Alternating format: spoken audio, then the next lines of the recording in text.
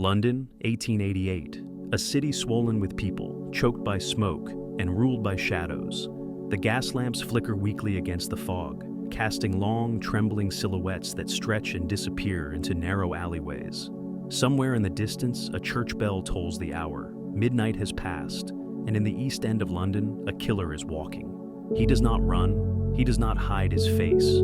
He blends into the crowds of laborers, dock hands, and vagrants as easily as breath disappears into the cold night air. No one notices him, no one remembers him, and that is precisely why he will never be caught. For more than a century, the name Jack the Ripper has echoed through history like a curse. It has become a myth, a symbol, a monster larger than the man who once held the knife. Countless books, films, and theories have tried to unmask him, to give him a face, a motive, an identity. And yet, beneath the layers of speculation and sensationalism lies a far more unsettling truth. Jack the Ripper was not a ghost. He was not a legend. He was a man, enabled by his time, protected by chaos, and hidden in plain sight. To understand how he vanished into history, we must first understand the world that created him. In the late 19th century, London was the largest city on Earth. More than 5 million people lived within its borders, drawn by industry, empire, and the promise of work. But prosperity was unevenly distributed. While the West End gleamed with wealth, the East End rotted in neglect. Whitechapel, Spitalfields, Aldgate, these districts were overcrowded labyrinths of crumbling buildings, unpaved streets, and lodging houses packed beyond capacity. Families slept stacked atop one another. Disease spread easily. Hunger was constant. Alcohol offered temporary escape. Violence was common. And the police presence was thin, underfunded, and often distrusted. By 1888, Whitechapel had become a pressure cooker of desperation. Thousands of women lived on the edge of survival. Many worked in factories or as domestic servants when work could be found. Others turned to prostitution, not as a profession, but as a last resort. A few pennies could mean the difference between a bed for the night and sleeping on the street. It was in this environment that Jack the Ripper began to kill. The first official victim was Mary Ann Nichols.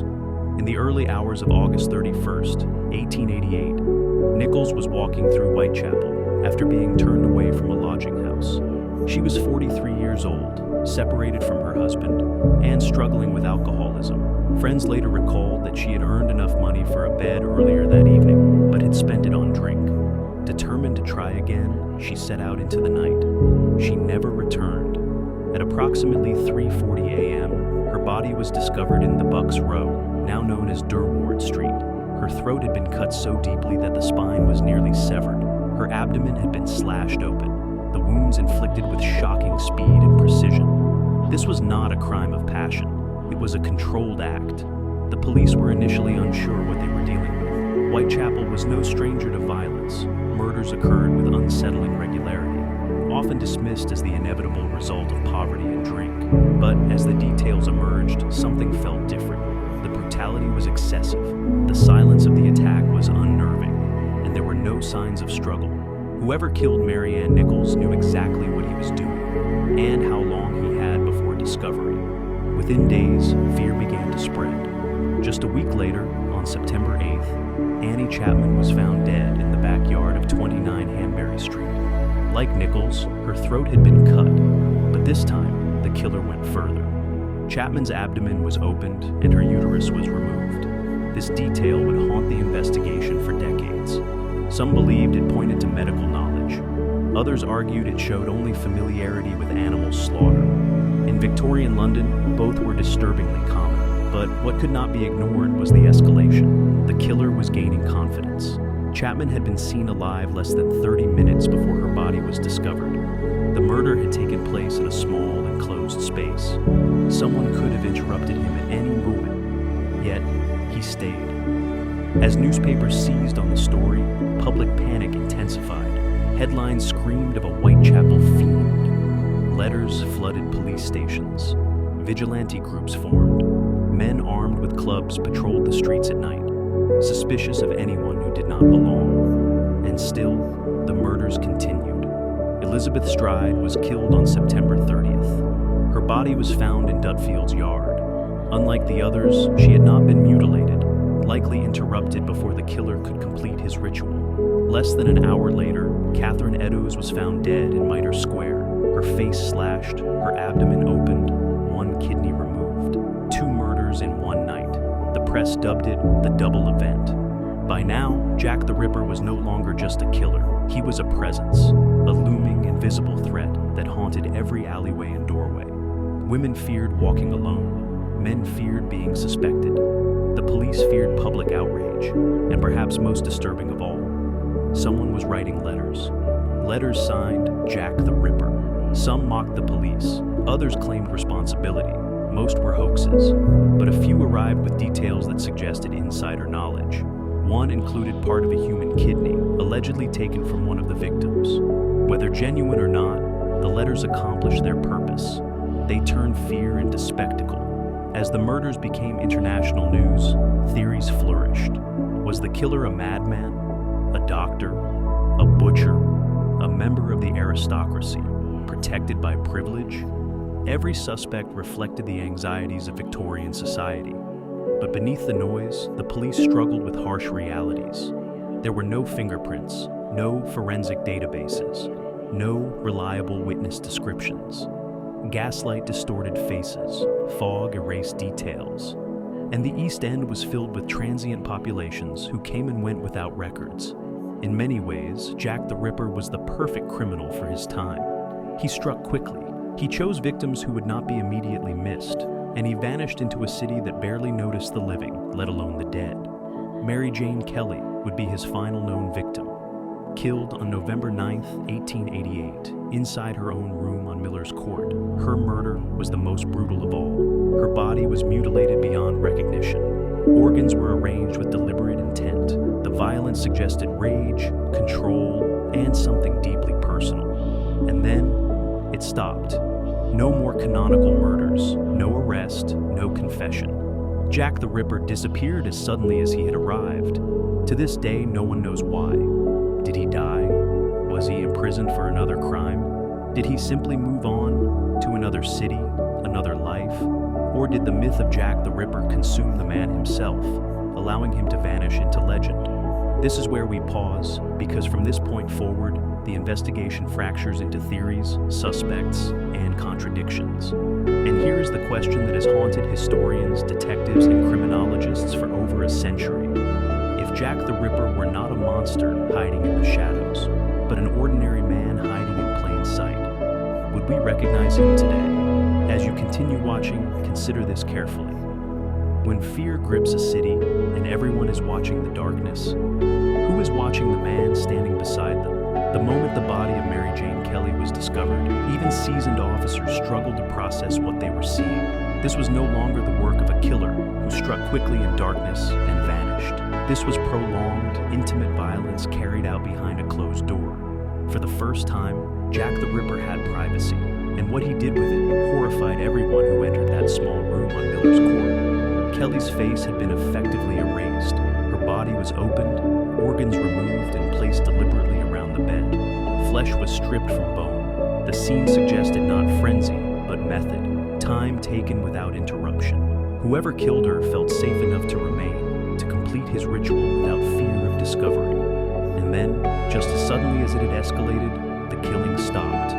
No more bodies appeared in Whitechapel, bearing the Ripper's signature wounds. Police patrols continued. Vigilance committees remained active. Newspapers speculated endlessly. But the knife never struck again. At least, not in a way that could be conclusively linked to Jack the Ripper. This abrupt silence has fueled endless debate. Some investigators believe the killer had died, from illness, suicide, or accident. Others suspected he had been institutionalized, perhaps committed to an asylum, where his violence could no longer reach the streets. A few believed he had simply moved on, carrying his urges elsewhere, his crimes absorbed into the noise of another city. But perhaps the most unsettling possibility is the simplest one, that Jack the Ripper was never caught because no one knew who to look for. The Metropolitan Police were fighting an invisible enemy with blunt tools. Detectives relied on door-to-door questioning, unreliable eyewitness accounts, and handwritten notes. Crime scenes were unsecured by modern standards. Evidence was contaminated almost immediately by crowds, officials, and the press. Autopsies were rushed, records were incomplete. More damaging still were internal divisions. The investigation was split between multiple jurisdictions, including the Metropolitan Police and the City of London Police. Cooperation was strained, rivalries formed, information was withheld or delayed. Leadership changed hands, political pressure mounted as public confidence collapsed. Sir Charles Warren, the Commissioner of the Metropolitan Police, faced relentless criticism. His force was accused of incompetence, indifference, and even corruption. Resignations followed, careers were destroyed, and through it all, the killer remained invisible. As the years passed, attention turned away from the crimes themselves and toward the question everyone wanted answered: who was Jack the Ripper? Dozens of suspects emerged, each reflecting the fears and prejudices of their time. One of the earliest and most persistent was Aaron Kosminski, a Polish immigrant barber living in Whitechapel. Kosminski suffered from severe mental illness and was eventually committed to an asylum. Later, police memoranda suggested he was a strong suspect, violent toward women, paranoid, and living near the crime scenes.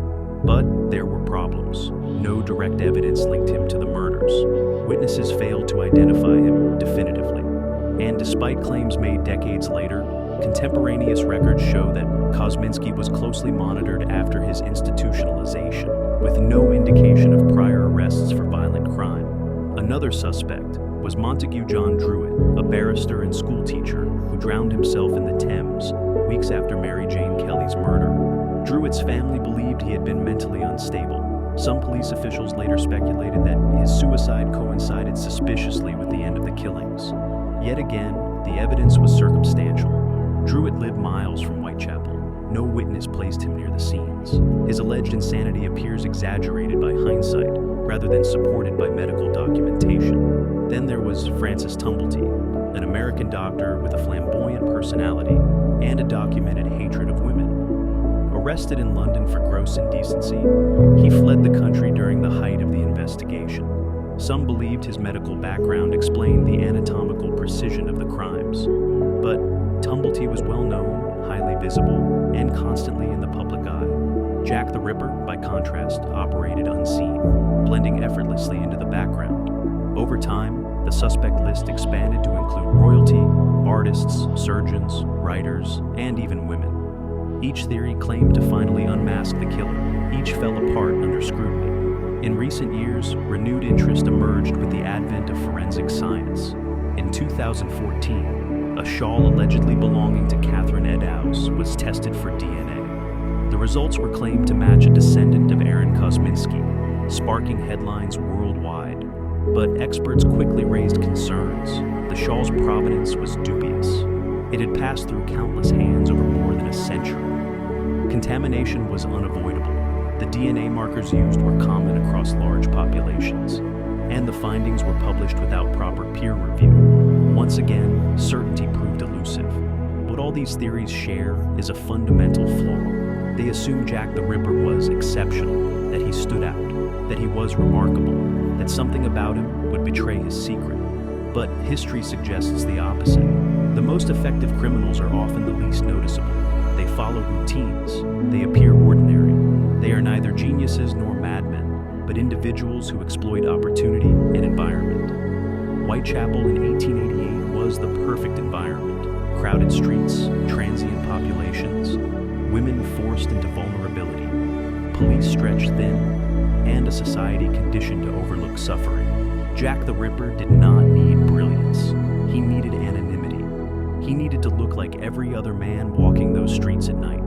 The popular image of Jack the Ripper, cloaked, lurking, monstrous, is a creation of fear and imagination. In reality, he may have been unremarkable, a laborer, a tradesman, someone who knew the area well enough to navigate it instinctively, someone who could approach women without raising alarm, someone who could disappear into the crowd minutes after committing murder. And when the violence stopped, life in Whitechapel went on. The poor remained poor. Women remained vulnerable. The city absorbed the trauma and moved forward. New headlines replaced old ones. The killer faded into memory, preserved not by justice, but by mystery. Jack the Ripper was never unmasked because the system built to stop him was never equipped to see him clearly. Not then, and perhaps not now. What remains are the victims: Mary Ann Nichols, Annie Chapman, Elizabeth Stride, Catherine Eddowes, Mary Jane Kelly. 5 women whose lives were reduced to footnotes beneath the shadow of a name that was never theirs. Their stories remind us that Jack the Ripper is not merely a puzzle to be solved. He is a warning about what happens when poverty is ignored, when institutions fail, and when violence is allowed to flourish in darkness. The true horror of Jack the Ripper is not that he was never caught. It is that he did not need to be clever to succeed. He simply needed a city that was already broken.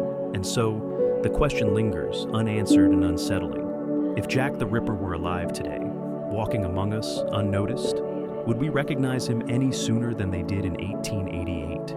Or would we once again mistake him for just another man disappearing into the crowd?